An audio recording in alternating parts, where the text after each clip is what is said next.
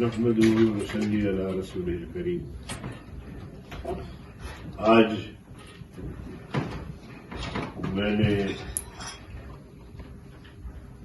مذہبی امور کی کمیٹی کا اجلاس یہاں طلب کیا تھا، لیکن اس میں متعلقہ وزیر صاحب جو ہے وہ تشریف نہیں لائے. کمیٹی کے اراکین نے منسٹر صاحب کی عدم شرکت کا سخت نوٹس لیا اور احتجاجاً اجلاس کو برخاست کیا اور ان کی عدم شرکت کا نوٹس لیتے ہوئے آئندہ اجلاس میں ان کی شرکت کو یقینی بنانے کے لیے کہا گیا. جب سے میں اس کمیٹی کا چیئرمین منتخب ہوا ہوں، اس وقت سے میں دیکھ رہا ہوں کہ منسٹری سنجیدہ مجھے نظر نہیں آ رہی، اور جتنے بھی ہمارے اجلاس ہوئے ہیں ایک آدھ کے علاوہ منسٹر صاحب کو تشریف نہیں لائے. شاید ایک میٹنگ میں آئے تھے شروع میں، اور پھر ہم نے ایک سب کمیٹی بنائی جناب حافظ عبدالکریم صاحب کی قیادت میں رہنمائی میں، کہ بہت سارے ایسے معاملات تھے جن پر کمیٹی کے اراکین کو تحفظات تھے. ہم چاہ رہے تھے کہ یہ سب کمیٹی جو ہے وہ اس حوالے سے تحقیقات کرے، منسٹری سے میٹنگ کرے، اور جو آنے والے دنوں میں انہوں نے فیصلے کرنے ہیں وہ معلومات حاصل کریں. بدقسمتی سے تو اس حوالے سے منسٹری نے ان کو معلومات فراہم نہیں. تو اس سے لگتا ہے کہ دال میں کچھ کالا ہے. بعض لوگ کہتے ہیں کہ پورا دال ہی کالی ہو گئی ہے، ورنہ باقی بھی اسٹینڈنگ کمیٹیاں ہیں، ان میں اکثر و بیشتر منسٹر صاحب خود شریک ہوتے ہیں، ان کے تمام ذمہ داران، اور یہ ایک ایسا ادارہ ہے کہ اس سے پوری قوم وابستہ ہے. حج کا معاملہ ہے، آئے ہر سال کرایہ میں بے تحاشا اضافہ کرتے ہیں. کیا اتنا خود مختار ہے منسٹری کہ کمیٹیوں سے پوچھے بغیر کرایہ میں بے تحاشا اضافہ کرے اور بہانہ یہ بنائے کہ جی روپے کی قدر کم ہو گئی ہے؟ روپے کی قدر بھی تو آپ کی پالیسنگ کی وجہ سے کم ہو گئی ہے. مگر مہینے ہم سب کتنے مہینے پہلے پیسے وصول کرتے ہیں؟ تقریباً 6 مہینے. 6 مہینے. اور وہ 6 مہینے جب پیسے وصول کرتے ہیں تو اس پر بہت کچھ کماتی ہے منسٹری، اور حاجیوں کے پیسے ہوتے ہیں، وہ پیسے کہاں جاتے ہیں؟ اسی طرح پھر بہت سارے لوگ انہی پیسوں پہ حج کراتے ہیں،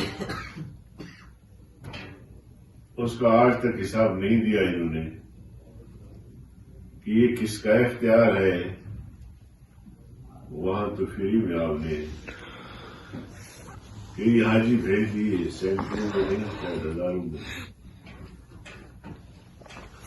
تو یہ ساری صورتحال ہے، مگر ہم ایک مہلت دینا چاہتے ہیں منسٹری کو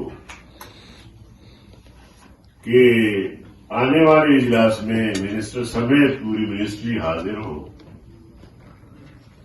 اور وہ ہمارے ممبران کے تحفظات کو دور کرے، ورنہ ہم اس حج پالیسی کو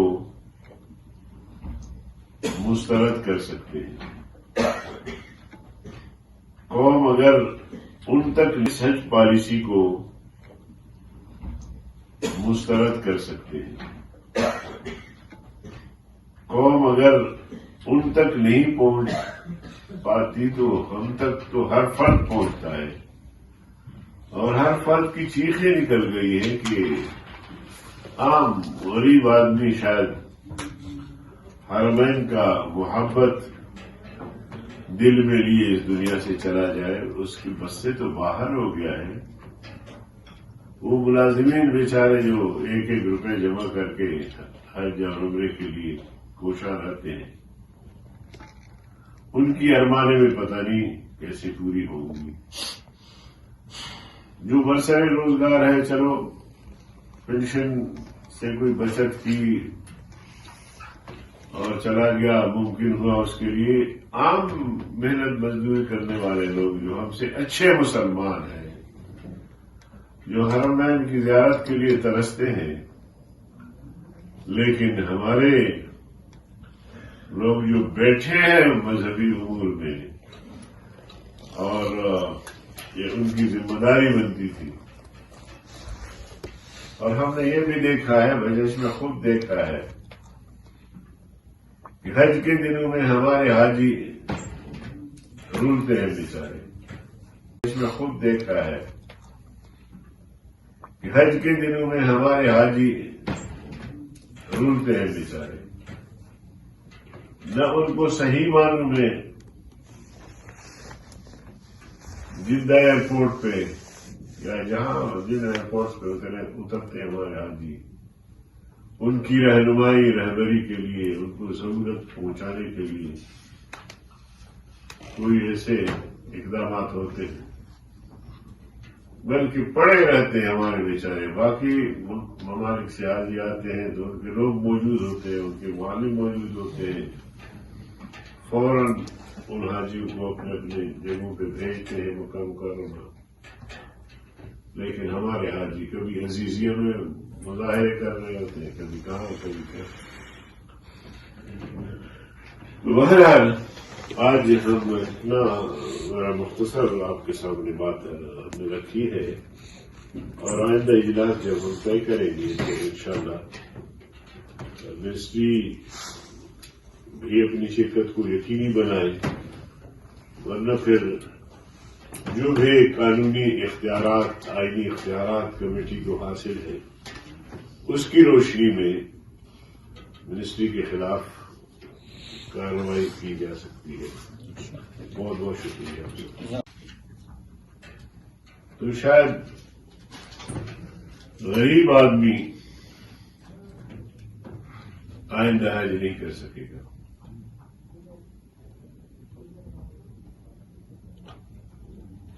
ابھی دیکھیے اس سال جو انہوں نے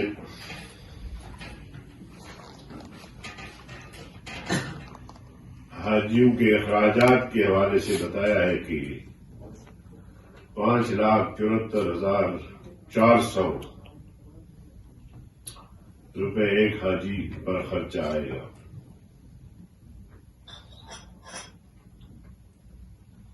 اور اسی طرح گزشتہ سال جو